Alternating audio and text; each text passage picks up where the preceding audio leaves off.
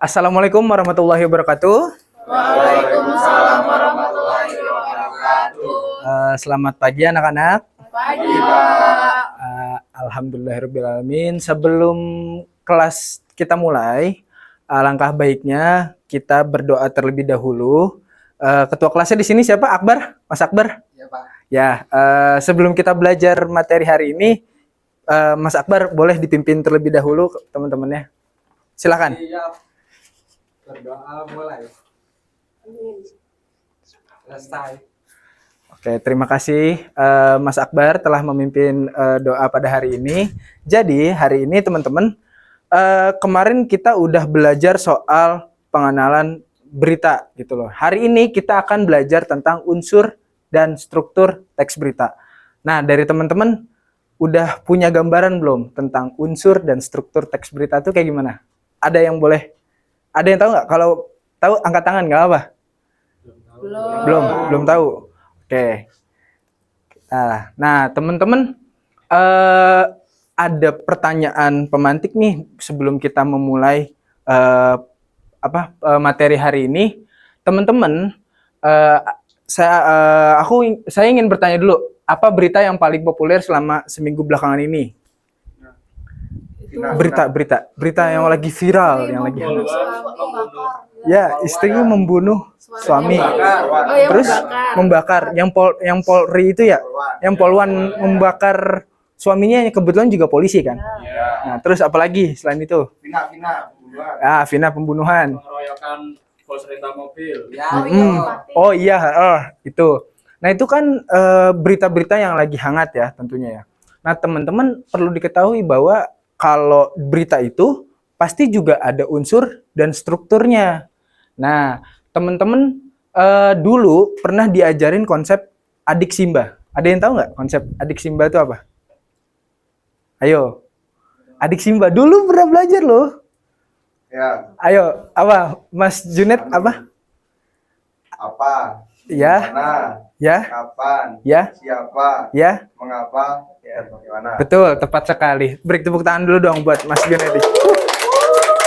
Nah, jadi adik Simba itu ada 6 ya teman-teman. Ada apa, di mana, kenapa, siapa, mengapa, dan bagaimana.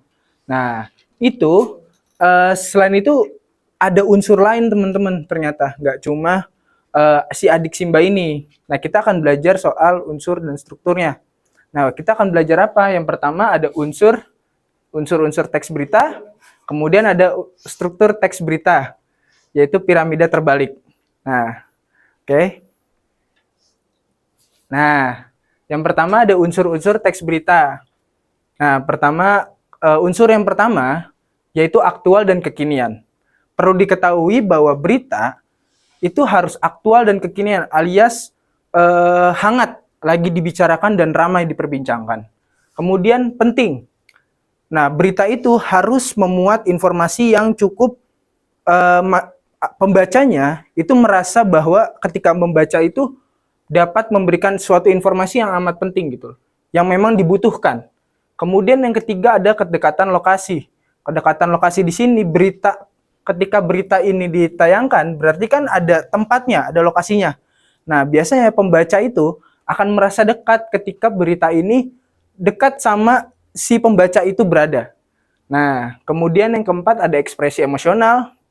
Ini ekspresi emosional dari penulis berita terhadap pembacanya itu ada ekspresinya, ya kan? Seperti ini contohnya, nasib Indonesia ditentukan hari ini. Nah, berarti kan si pembaca ini merasakan bahwa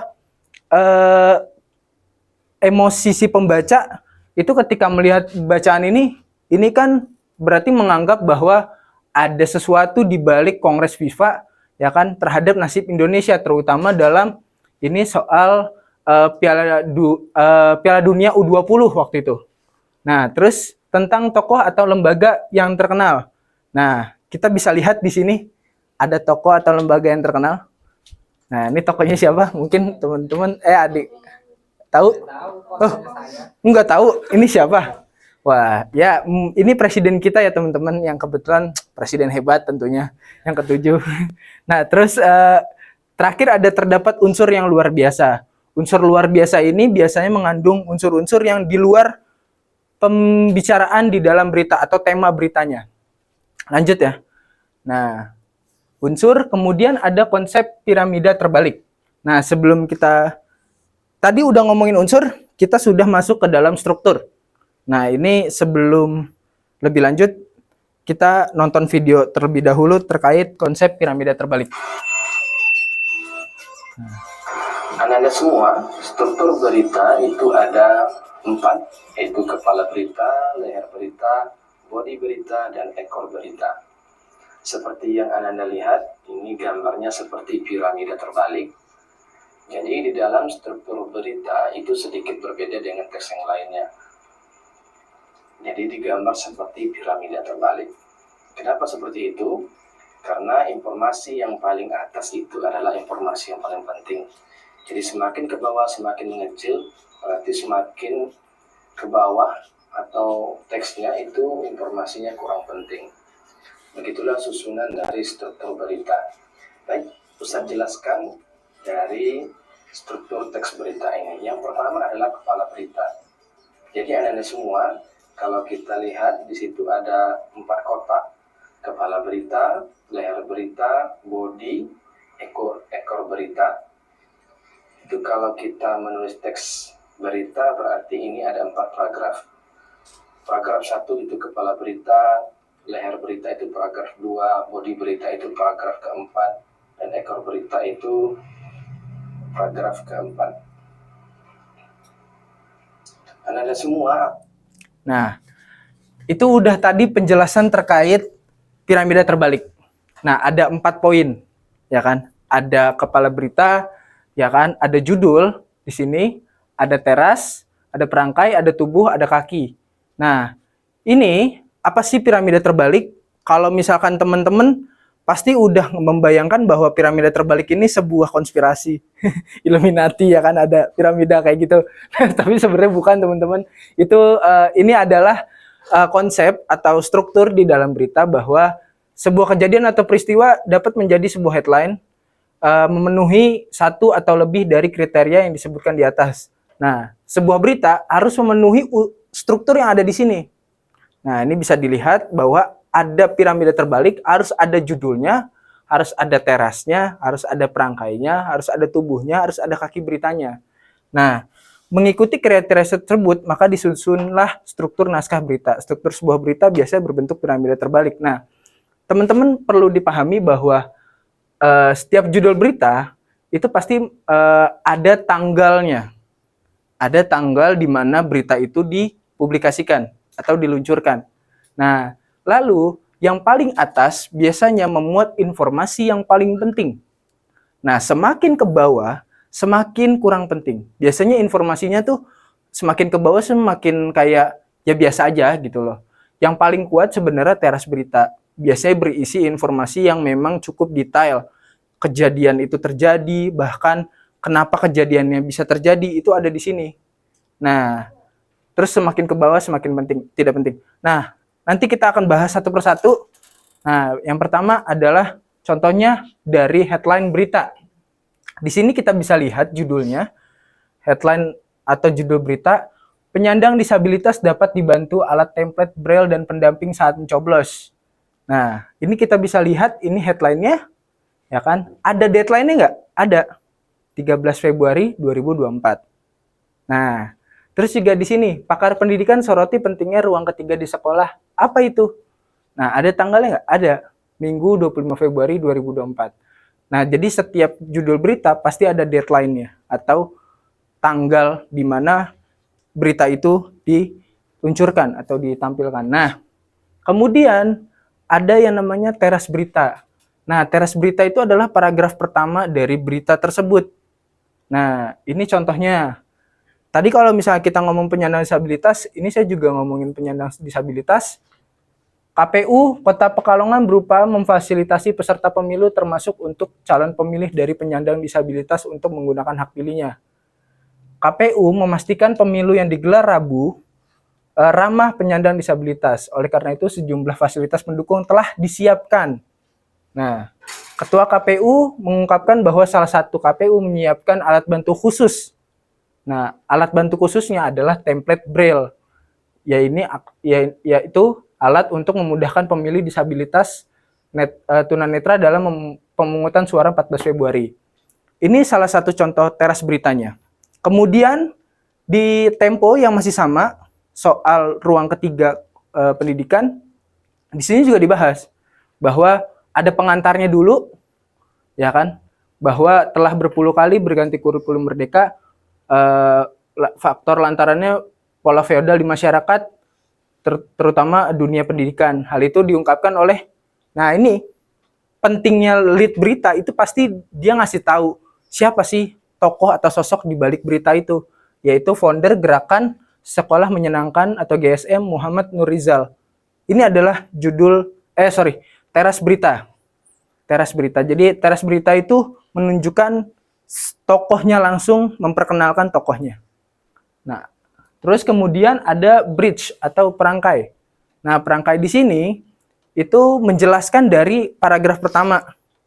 Nah, isinya itu apa? Nah, kalau di sini menjelaskan bahwa meminta pendampingan untuk membantu dalam menyalurkan hak pilihnya. Nah, jadi biasanya semakin ke bawah itu, misalkan tadi sebelumnya ini teras berita itu didukung sama perangkai. Nah, perangkai akan didukung oleh tubuh berita. Nah, tubuh berita itu biasanya penjelasan mengenai mekanisme atau berita itu tuh ngapain gitu loh. Berita itu membahas tentang apa, semakin detail.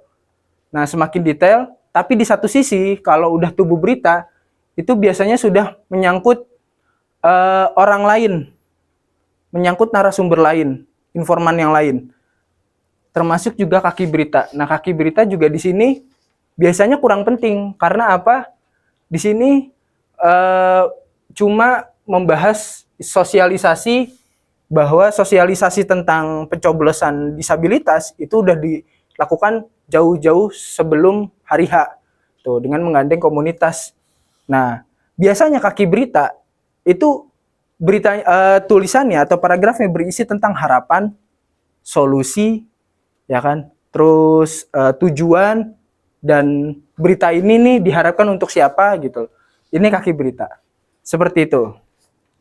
Jadi tadi pertama ada headline, kita kembali lagi, ada teras berita, kemudian ada bridge atau perangkai, kemudian ada tubuh berita, ada kaki berita, dan selesai. Nah, itu adalah unsur dan struktur teks berita. Tapi sebelum kita beri tugas, ada tugas untuk kalian. Tapi sebelum tugas, kita berkelompok terlebih dahulu. Kita akan bermain games, bermain kuis. Berapa nih? 1, 2, 3. Berarti ada 3 orang. Ada yang 4, ada berapa kelompok berarti nih? 2 atau 3 kelompok aja nggak apa, dibikin 3 kelompok. Nah, nanti siapkan satu kertas. Kertas kecil aja, kertas kecil. Kertas kecilnya biasa. Nah, soalnya nanti teman-teman sebelum memulai udah siapin dulu. Nah, sekarang teman-teman coba gunakan gawai masing-masing untuk mencari satu berita yang lagi terkini, lalu analisis atau bedah dengan struktur piramida terbalik. Kayak misalkan judulnya, deadline-nya, terus si teras beritanya, perangkainya, ya kan? Menggunakan yang tadi nih. Nah, ini ada ini nih. Nah, boleh ditulis.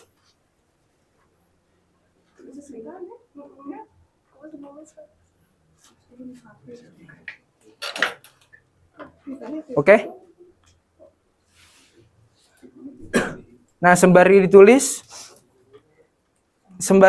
ya teman-teman, boleh berdiskusi atau ada yang kesulitan kiranya terkait struktur dan unsur teks berita. Nah, ya.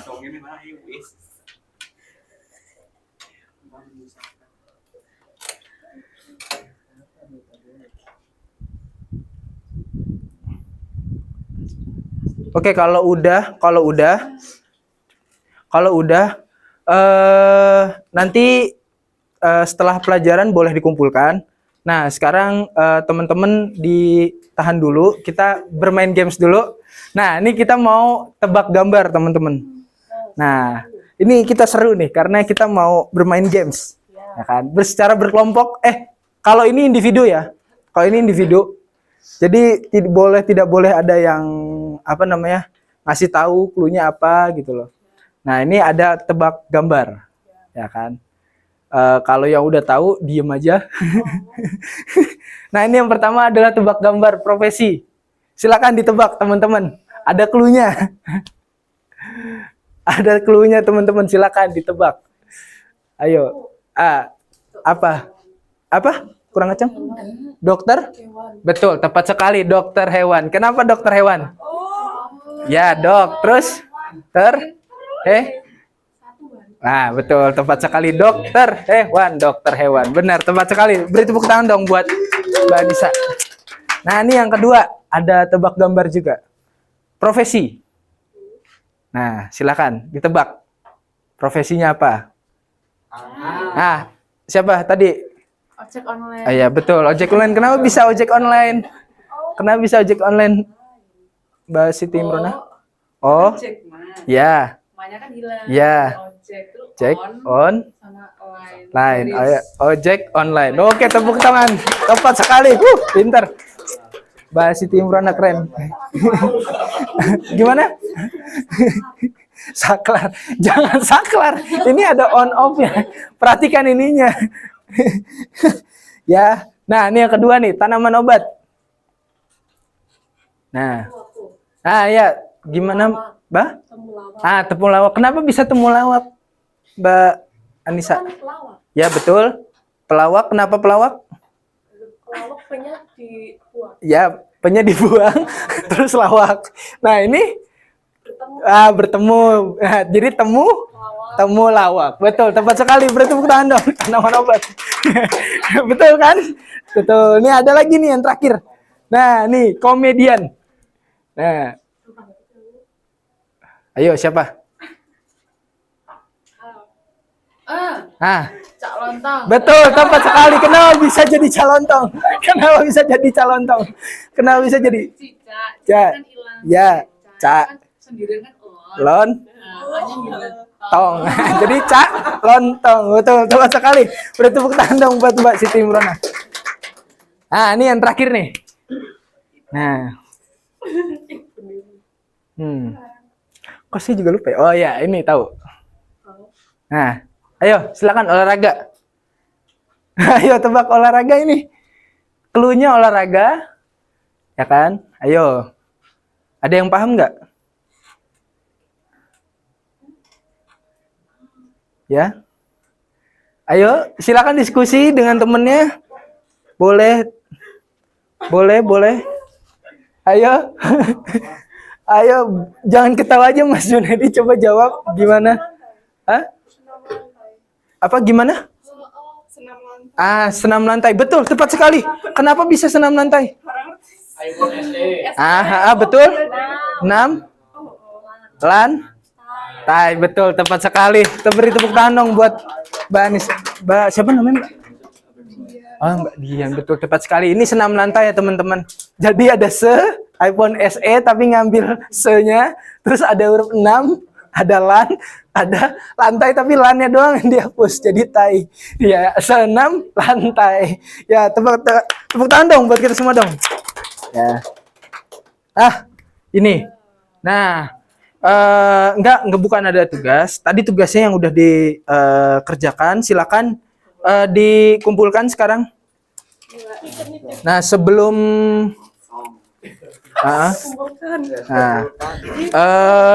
karena materi hari ini sudah selesai, karena tadi kita memulai juga dengan berdoa, alangkah baiknya pelajaran hari ini kita juga tutup dengan berdoa. Silakan Mas Akbar pimpin berdoa dengan teman-teman. Bersiap, berdoa mulai. Amin. Selesai memberi salam. Assalamualaikum warahmatullahi wabarakatuh. Waalaikumsalam warahmatullahi wabarakatuh. Ya, sama-sama. Terima kasih teman-teman. Bapak ucapkan terima kasih banyak atas materi hari ini. Semoga sehat selalu. Bapak tutup. Assalamualaikum warahmatullahi wabarakatuh. Waalaikumsalam.